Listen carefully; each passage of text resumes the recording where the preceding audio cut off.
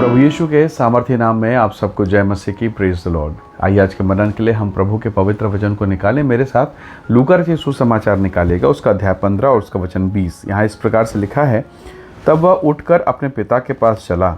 वह अभी दूर ही था कि उसके पिता ने उसे देखकर तरस खाया और दौड़कर उसे गले लगाया और बहुत चूमा। Praise the Lord, hallelujah.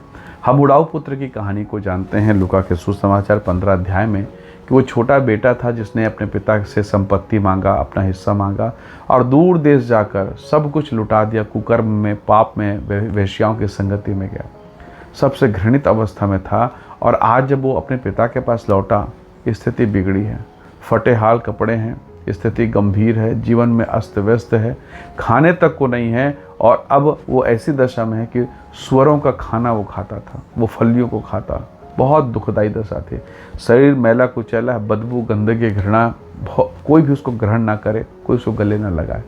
पर लिखा है पिता ने उसे गले लगाया, दौड़ कर उसे चूमा, धोया नहीं, उसे साफ नहीं किया, उसे गले से लगाया, रोया पिता और उसे चूमता है। उसने कहा, मेरे बेटे तू कहाँ चला गया था। प्रभु के लोगों, परमेश्वर का मोहब्बत, प्रभु का प्रेम ऐसा है। आप में से, हम में से कई बार ऐसा होता है। कई बार प्रभु ने हमें आशीष दी, हमारे जीवन में चमत्कार किया, ऊंचाई पर लेकर गया, बड़ी नौकरियां दी, उत्तम आशीष दी। मरने के दशा में थे, प्रभु ने बचा लिया। हम दर दर की ठोकरें खाते थे, प्रभु ने अनुग्रह किया। पर ये सारी आशीष पाने के बाद कई बार ना हम उड़ाऊ पुत्र की तरफ भाग जाते हैं। प्रार्थना के लिए समय नहीं है। कई बार चर्च में पास्टर साहब बोलते हैं कि आप रेगुलर नहीं हो, आप चर्च में नहीं हो। कई बार ना मन खराब हो जाता है, पास्टर के लिए मन खराब हो जाता है, पीछे पड़ गया भाई ये तो। कई बार ऐसा लगता है, पर वो पास्टर क्यों पीछे पड़ा है? क्यों प्रभु का आत्मा जो आपके भीतर में आपको काटता है कि मेरे बेटे लौट, आप प्रार्थना कर, मेरी बेटी प्रार्थना कर, क्यों प्रभु का आत्मा काटता है? कई बार हम ऐसे ही आशीष पाके भाग जाते हैं और फिर शैतान अकेला पाकर हमें नुकसान पहुंचाता है। एक भेड़ हरी हरी चराई के चक्कर में, हरी हरी घास के लालच में वो अपने चरवाहे से दूर दूर दूर दूर दूर चले जाती है और तब अचानक वो शिकारी के हाथ में फंसने लगती है और तब वो भागती है, घायल होके, लहूलुहान होकर अपने चरवाहे की तरफ। प्रभु के लोगों, कई बार हम अपने व्यक्तिगत जीवन में, अपने पारिवारिक जीवन में गलतियां करते हैं। हम पाप के साथ संगति करते हैं, खराब मित्रों के साथ संगति करते हैं। लेकिन यहाँ हम अपने पिता के स्वभाव को देख सकते हैं। वो अभी भी आपको और मुझको गले लगाने के लिए तैयार बैठा है। हो सकता है आज इस वचन को सुनने वाले कई आप ऐसे जवान होंगे, आप अपने पाप से संघर्ष कर रहे हैं। आप प्रार्थना करें, प्रभु मुझे इस पाप से छुड़ाइए, मुझे इस गलत संबंध से, गलत बातों से छुड़ा दीजिए। आप प्रार्थना कर रहे हैं, आपका मन बहुत निराश है। कई बार आप पाप के संबंध में फंस गए हैं और शायद आपको लगे कि कोई आपको ग्रहण नहीं करेगा, लेकिन स्वर्ग का परमेश्वर वो आपको ग्रहण करेगा। मैं आपसे एक सवाल पूछता हूँ, एक बीमार व्यक्ति, एक लाचार व्यक्ति, बहुत अधिक गंदगी और बीमारी से घिरा हुआ, क्या हॉस्पिटल उसे रिजेक्ट करेगा? नहीं। अस्पताल तो उसी के लिए, उसी के इलाज के लिए। तो प्रभु यीशु मसीह किस लिए आए? प्रभु ने कहा, मैं खोए हुओं को ढूंढने और उनका उद्धार करने आया हूँ। प्रभु यीशु मसीह आपको ढूंढकर, आपका उद्धार करने, आपको अपनी महिमा में भरने के लिए आए हैं। हालेलुया।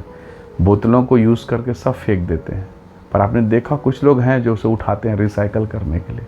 शायद आपको किसी ने यूज़ किया, फेंक दिया, किसी ने आपको इस्तेमाल किया, निचोड़ के फेंक दिया, किसी ने आपका मिसयूज़ किया और आपको अपने जीवन से हटा दिया। कोई बात नहीं। प्रभु यीशु मसीह दयालु परमेश्वर है। वो एक महिला थी जो पाप करते पकड़ी गई।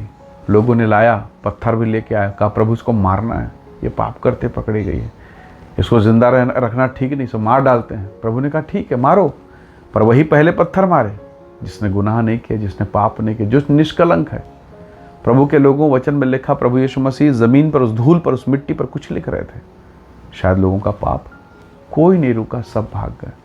तो ये संसार ना आपकी एक गलती का इंतज़ार कर रहा है, आपके बेटा, आपके बेटी का एक गलती का इंतज़ार कर रहा है। फिर देखिए वो तो न्यूज़पेपर में छाप देंगे, परंतु एक परमेश्वर है जो मेरे गुनाह को, मेरी नग्नता को, मेरी गंदगी को माफ़ करता है, ढांप लेता है और कहता है बेटा आगे पाप मत करना, फिर से गुनाह मत करना। हम उस महान परमेश्वर को जानते हैं और उसी की कहानी प्रभु यीशु मसीह ने कहा, उसी ने बताया। वो उड़ाऊ पुत्र जिसने पाप किया, गुनाह किया, बिगड़ गया, बर्बाद हो गया, भाग गया, वापस अपने पिता के पास लौटता है, वो उड़ाऊ पुत्र।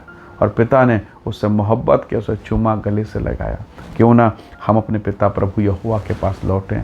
हमने गलती की है, हमने नियमों को तोड़ा है, हमने अपराध किया है, क्यों ना हम अपने पिता के पास लौट कर जाएं, ताकि वो तमाम बिखरी, तमाम अस्त व्यस्त चीज़ों को वो ठीक करे और अपनी महिमा को प्रकट करे। आइए दुआ करें ताकि प्रभु हमारा परमेश्वर हमारे घराने पर, परिवार में, बच्चों के जीवन में अपनी महिमा को प्रकट करे। आइए प्रार्थना करें। प्रेमी अनुग्रहकारी ईश्वर के पिता, मेरे प्रिय भाई बहन के जीवन को मैं आपके हाथों में सौंपता हूँ।